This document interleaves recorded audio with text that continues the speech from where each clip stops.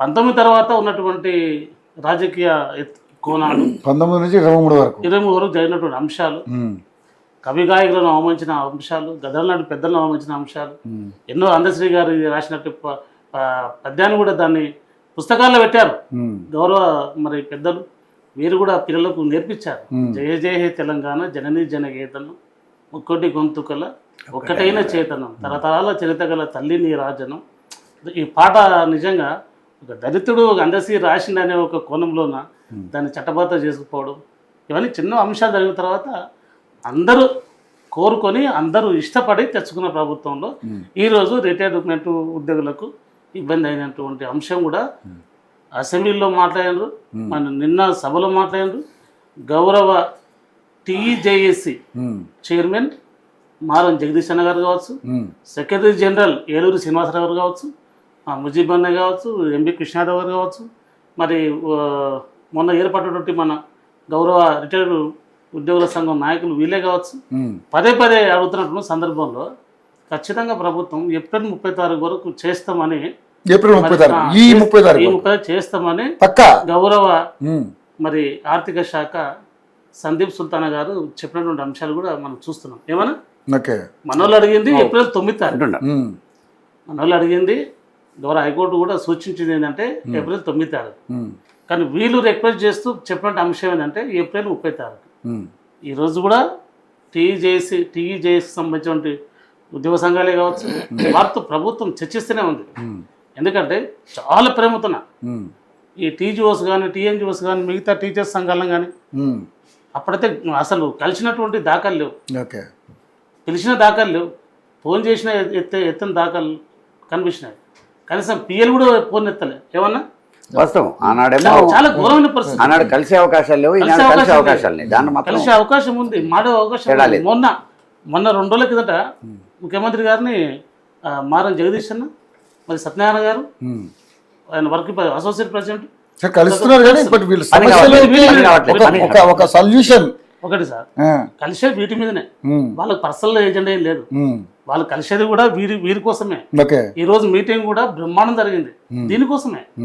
First వాళ్ళు మనోభావాలు కానీ ఆర్థిక భారమే కానీ ఆర్థిక అంశాలే కానీ ఇవన్నీ కూడా వీరి కోసమే. ఇంకోటి ఏంటంటే ఇట్లా బయటకు వచ్చి మీటింగ్ పెట్టుకొని స్వచ్ఛందంగా ప్రశ్నించేటువంటి స్వేచ్ఛ గత ప్రభుత్వం లేదు. ఏమన్నా అన్నట్టు ఈ రోజు ఉంది, స్వేచ్ఛ ఉంది, కానీ లేదు. ఒకటి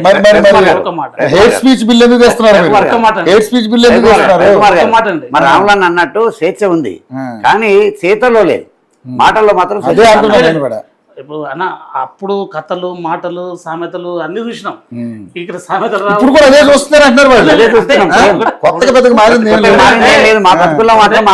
ఈ సమస్యకు పరిష్కారం అనేది కొంచెం కాలయాపన అవుతుంటే ఎవరికైనా బాధ ఉంటుంది. చనిపోతున్నారు అది దురదృష్టకరం, బాధాకరం. ఆ విషయంలో మన అందరం కూడా కొంచెం బాధపరిచిన అంశం. కానీ మేము ఉద్యమకారులుగా ఎంతో మంది వీళ్ళలో ఒక ఐకమత్యం ఏంటి తెలుసా, ఇందాక మీరు చెప్పినట్టుగా మాకంటే కొంత ఆర్థికంగా ఉన్న వాళ్ళు పక్కన పెట్టినా పర్లేదు, కొంచెం లేట్గా ఇచ్చినా పర్లేదు, కానీ ముందు ఎవరికైతే ప్రాబ్లమ్స్ ఉన్నాయో వాళ్ళందరికీ కొంచెం క్లియర్ చేస్తే అని వాళ్ళలో వాళ్ళే ఈ 25,000 మంది వాళ్ళకు వాళ్ళే కొంచెం ఆర్థికంగా ఉన్నవాళ్ళు కొంచెం లేట్ వచ్చినా పర్లేదు అంటే సమన్వయం చేసుకుంటూ చేయమని వాళ్ళు ఎంత గురువులు కాబట్టి వాళ్ళు. ఈ ప్రభుత్వం పెట్టిన బడ్జెట్ లో మాకు ఇచ్చేది 10,000 కోట్లు, అది ఎంత పెద్దది.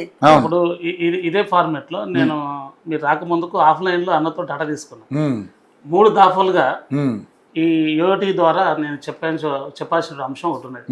3 దఫాలుగా ఎవరైతే ఆర్థికంగా చితికిపోయిన వారు, లేకపోతే మధ్యస్థంగా కొన్ని ఇబ్బందులు పడ్డవాళ్ళు, తర్వాత 3వ దశలో అసలు ఎలాంటి ఆధారం లేని వాళ్ళు కూడా చాలా మంది ఉన్నారు. ఆ 3 దశలుగా ప్రక్షాళన జరుగుతుంది. ఇప్పుడు ఒక ఎగ్జాంపుల్, నాకు పీజీ ఉంది, లా చేసిన, ఉద్యమకాన్ని విద్యార్థిగా ఉండి పనిచేసిన. ఉండయా మీకు శాత కాదు కానీ సార్ శాత కాదు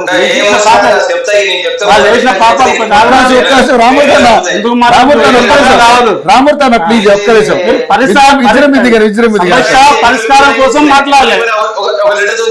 ఏం లెటర్ కావాలి, ఏం లెటర్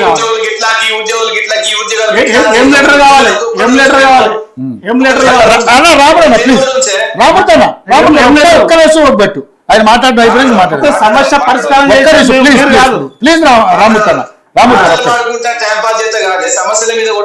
సమస్యల మీద మాట్లాడుతున్నాడు రాబడతారు ఒక్క నిమిషం ఓపికోండి ప్లీజ్ చాలా కూలికి వెళ్ళింది ఒక్క నిమిషం ఓపిక పట్టు నువ్వు మాట్లాడదు కానీ అన్న మీరు మాట్లాడండి ఓపిక లేకపోతే రావద్దు డిబేట్లకు అరే ఏం ఓపిక ఉందబ్బా సర్వనాశనం అబద్ధాలు కదా మేము చిన్నపిల్లలమా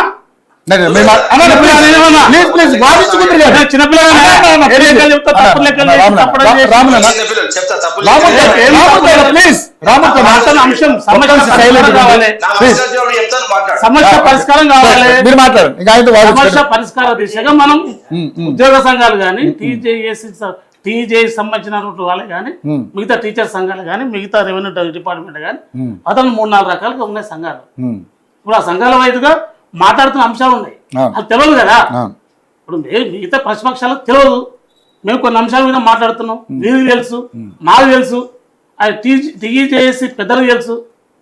కాకపోతే అంటే ఉద్యోగస్తులు ఎమోషన్ ఇక్కడ ప్రాబ్లం ఇక్కడ గత ప్రభుత్వాలు ఏం చేసినా కూడా వాళ్ళకి పెన్షన్ తీసుకునే విధానం కానీ వాళ్ళు గ్రాడ్యుయేటీ చేయడానికి ఎవరికి ఈయన తీసుకున్నట్టు ఆయన తెలియదు, ఆయన ఇప్పుడు మొత్తం మా వైరల్ అయిపోతుంది. 2 సంవత్సరాలుగా ₹1 ఇవ్వలేదని రోడ్ల మీదకి వచ్చి వాళ్ళు బాధలు చెప్పుకుంటున్నారు. ఎందుకు వచ్చిందంటే ఈ పరిస్థితి అసలు 2021 నుంచి ఇస్తున్నారా? 2021 నుంచి ఇచ్చిండ ఏ సంవత్సరం ఇచ్చిండ్రు? 2024 మార్చి కన్నా బిఫోర్ రిటైర్మెంట్ బిఆర్ఎస్ గవర్నమెంట్ లోపల 2021 మార్చిలో రామ్లన్న మీరు అన్నట్టుగా జీతం ఫస్ట్ నాడు ఇస్తున్నారు, అది మాకేం భిక్ష కాదు. మాకు పనిచేసిన కాలానికి ఇచ్చే గౌరవ వేతనం. అది సెకండ్ నాడు ఇచ్చినా థర్డ్ నాడు ఇచ్చినా అనేది కొంత జరిగిన మాట వాస్తవం.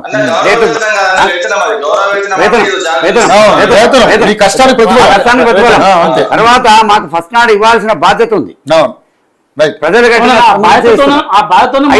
అయితే నేనేమంటున్నానంటే మీరు ఒక ప్రణాళికాబద్ధంగా గౌరవంగా ఉద్యోగులను చూడాల్సిన బాధ్యత కూడా ఉంది. ఎందుకంటే ఈ ప్రభుత్వం చక్కగా నడవాలంటే ఉద్యోగులు చేస్తున్న పనిని కూడా అభినందించాలి, వాళ్ళకు అందుబాటులో సహకారం కూడా అందించాలి.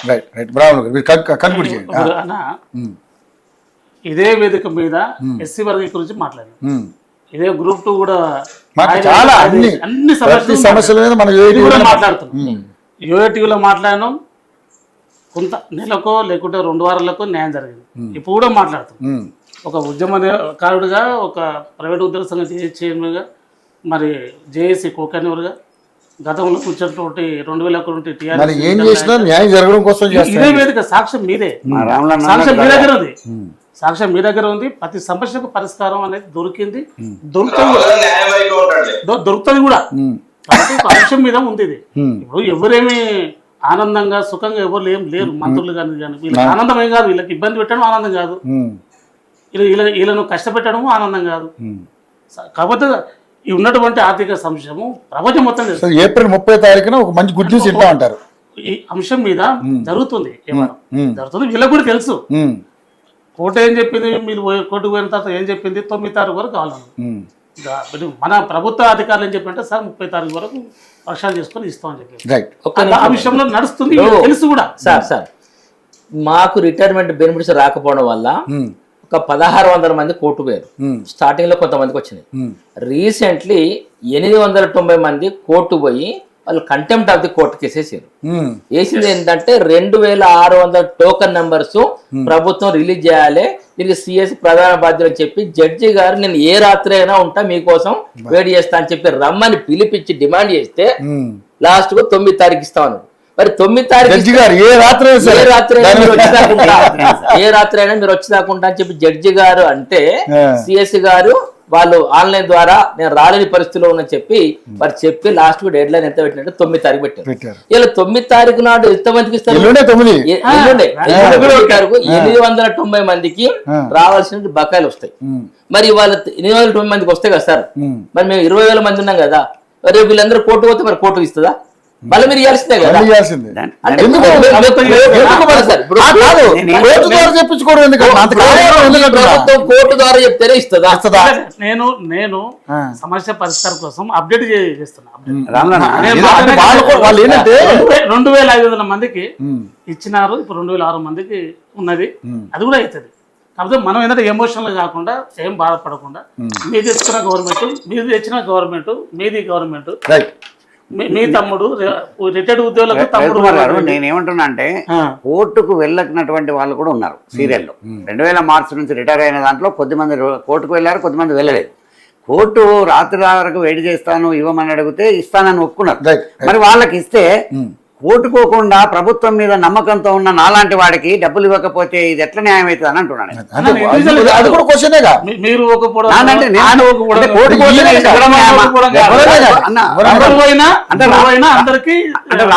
కోర్టుకు పోతేనే డబ్బులు ఇవ్వడము, కోర్టుకు వెళ్ళకపోతే డబ్బులు ఇవ్వకపోవడం న్యాయమా? అది అది అది ప్రభుత్వానికి కూడా అప్రతిష్టే. ప్రభుత్వానికి కూడా కోర్టుకు వెళ్ళమని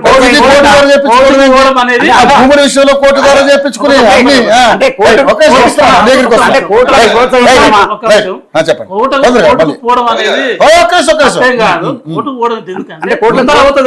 కోర్టులకు ప్రోత్సహించినట్టు అవుతుంది మరి. కోర్టు ద్వారా దాకా వెళ్ళాల్సిన అవసరం లేదు రామలన్న. మనగా ఈ గవర్నమెంట్ కాదు, గత గవర్నమెంట్ రామలన్న మీరు కూడా టీచర్ కుటుంబం అన్ని పోయినాయి. ఏంటంటే కోర్టుకు పోవడం తప్పేం కాదు, పోవడంలో ప్రజాస్వామ్యతంగా హక్కు. అది ఏంటంటే మరి వాళ్ళు ప్రజా అడుగుతారు, కోర్టుకు పోవడం దేనికోసం అంటే కొంచెం ఒత్తిడి పెరిగి తొందర అవుతుంది అనే దానికోసం. నాలాంటి వాడు నమ్మకంతో పోకుండా ఉండడమే. ఇప్పుడు పెన్షన్లు జీతాలు అనేది ఇండివిజువలిటీ కాదు. మీరు ప్రభాకర్ అనేది ఆపుతున్నాం అని కాదు, పోనంత మాత్రం మీరు ఆపుతున్నాం కాదు, ఆపుతున్నారు. మొన్న ఈ మధ్యలో ఏం జరిగింది, అందరూ వస్తాయి. మా దగ్గర జీపీఎఫ్ ఉమ్మడిగా ఎంతమంది అప్లై చేస్తే అందరు కలిసి ఒక చెక్ రాస్తారు. అందులో కోర్టుకు పోయిన వాళ్ళు తీసి వాళ్ళ కోర్టు ద్వారా ఇప్పించి మిగతా వాళ్ళే ఆపేశారు. అంటే సీనియారిటీలో దెబ్బతినట్లేదా? ఇప్పుడు జరుగుతుంది అది. అవన్నీ అంశాలు మీరు కోర్టు తీసుకుని టైం అడిగింది సార్, టైం కూడా అడిగింది. టైం తీసుకోండి, కానీ సమస్య పరిష్కారం 2.5 సంవత్సరాలు వెయిట్ చేసిన 3 నెలలు ఆగలేరా? రామూర్తి గారు తీసుకుంటారా? టోకెన్ వారగా ఇవ్వమని అడుగుతున్నాం. ఓకే రామూర్తి గారు మీకు ఒక 10 నిమిషాలు టైం ఇస్తా, 10 నిమిషాలు ఆగొట్టేయండి ప్లీజ్. ఎందుకంటే అందరూ 10 నిమిషాలు మాట్లాడారు. ఎందుకండి నాకు ఎక్కువ టైం కావాలి, ఎందుకంటే అందరూ 10 నిమిషాలు ఇచ్చా. ప్లీజ్ నాకు తెలిసి 15 నుంచి 20 నిమిషాలు ఇస్తాను. మాట్లాడు. ఒకటే మాట